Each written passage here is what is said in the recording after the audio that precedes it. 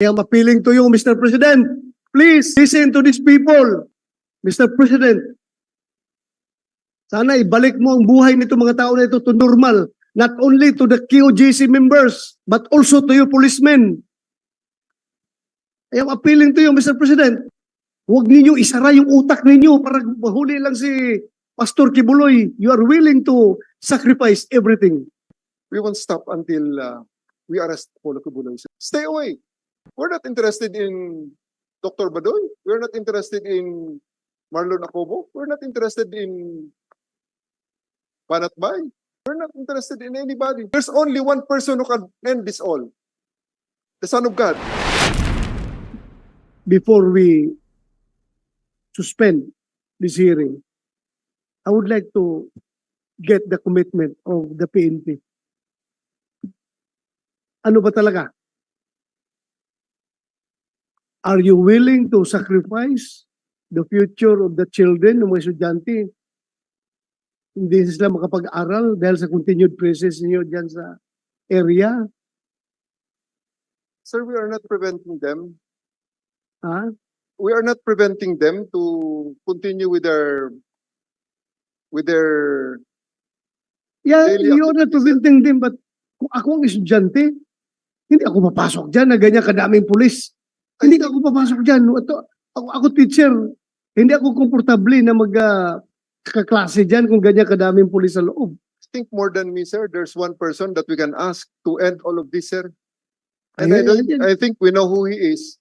Because Kaya nga, your quest for the arrest of Pastor Kibuloy would mean sacrificing everything. Yung mga bata na nag-aaral, yung mga tao na nakatira dyan, ganun ba? So you will continue to stay.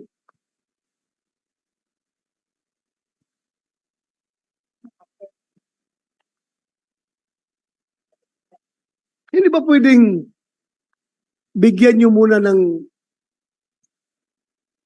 relief yung mga tao dyan to back to their normal lives? Tapos kung meron na naman kayong positive info, go ahead.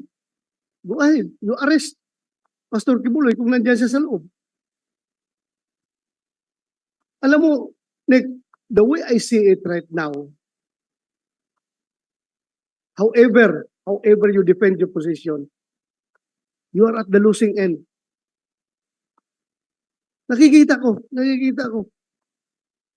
And I think, I am suggesting to you, kung talagang after 13 days of occupation of that compound, still, hindi nyo na-aresto si Pastor Kibuloy, I think, it's high time for you to make a tactical retreat. For the meantime, huwag mong gawin na rason na pasubo na kami dito, tuloy-tuluyan na namin ito, sir, dahil napasubo na kami. You're not saying that, but ako, pakiramdam ko, yan ang nangyari ngayon. Napasubo na kayo dyan kahit hindi niyo nakikita. Si Pastor Kibuloy, tuluyuan na lang ninyo. Ayaw na niyong umalis. Alam mo,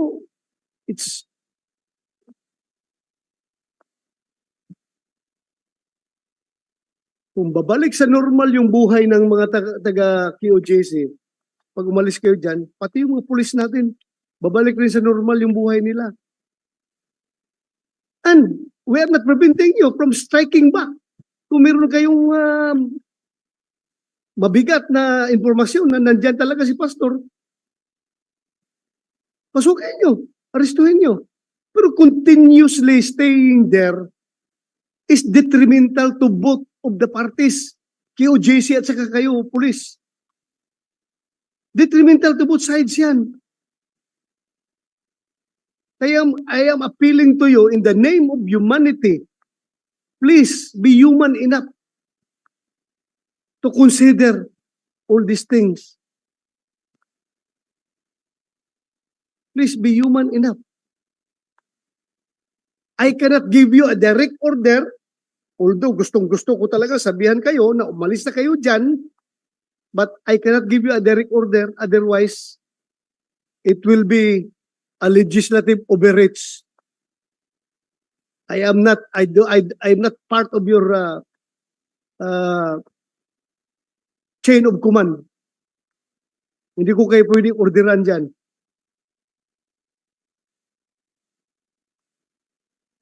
But as part of our oversight function over you, we have all the reason in this world to give you our advice, our recommendation, how to do things properly in the name of humanity.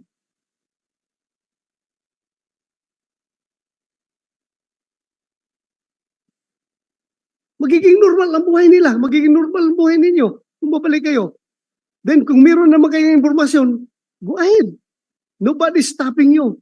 Pero yung ganyan tuloy-tuloy na lang kayo, I am running out of reasons to explain to the people why are these policemen are still there after how many days continuously occupying because gusto nilang kalkalin lahat ng lugar.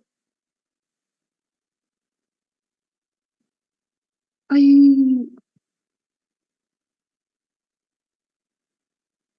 hindi ko ini-invalidate yung mga rason ninyo na meron kayo nakikita, meron kayong informasyon. Okay, that's part of your job.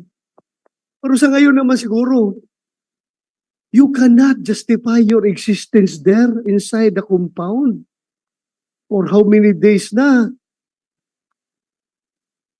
I know you're pressured by your commanders to arrest Pastor Kibuloy.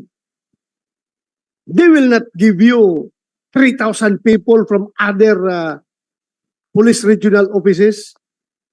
They will not support you with that gargantuan number of troops just to arrest one wanted person kung walang imprimatur yan galing sa taas. Napipressure kayo. But because of that pressure, napapasubo na kayo, nahiya na kayo umatras. I am giving you the advice. As early as now, you can make your tactical retreat, however you term that, strategic retreat, you can do that.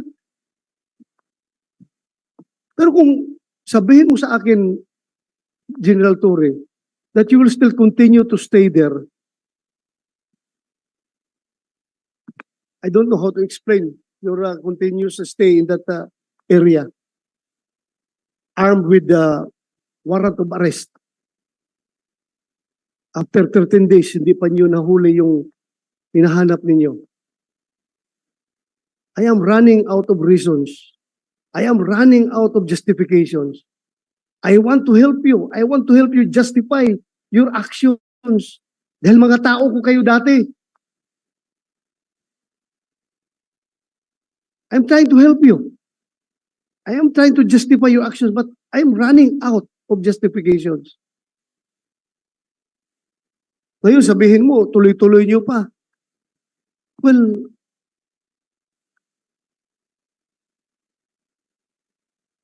I don't know how to deal with this situation.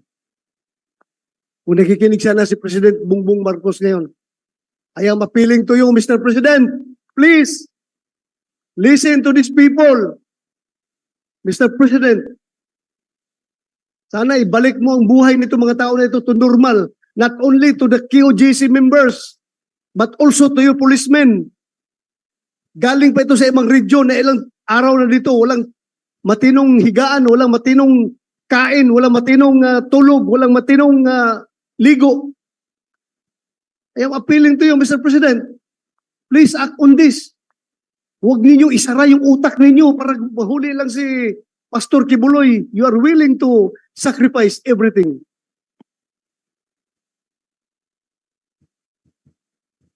That's only an appeal. I hope you are listening.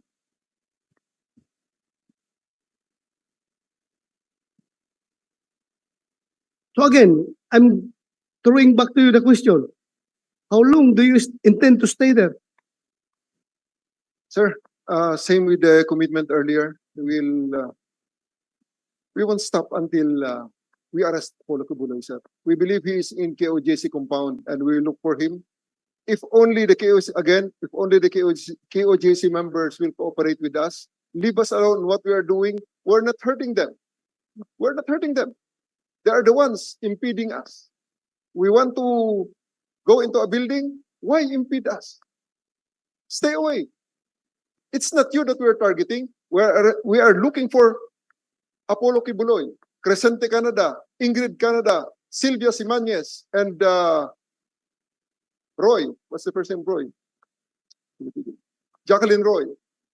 Those are the peoples that we're interested in. We're not interested in Dr. Badoy. We're not interested in Marlon Acobo. We're not interested in Banat Bay. We're not interested in anybody except for the five. Let us look for them freely in these areas. They say that these are sacred grounds. We see that,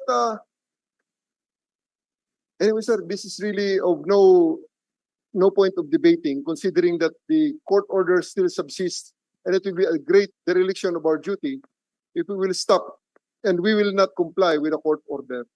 We have positive information that Mr. Kibuloy is in the compound, and you have seen the challenges that we faced in the past 13 days. And of course, I would like also to, pasensya na po kayo, dahil kung isa lang talaga, there's only one person who can end this all. The Son of God, claiming to be the Son of God.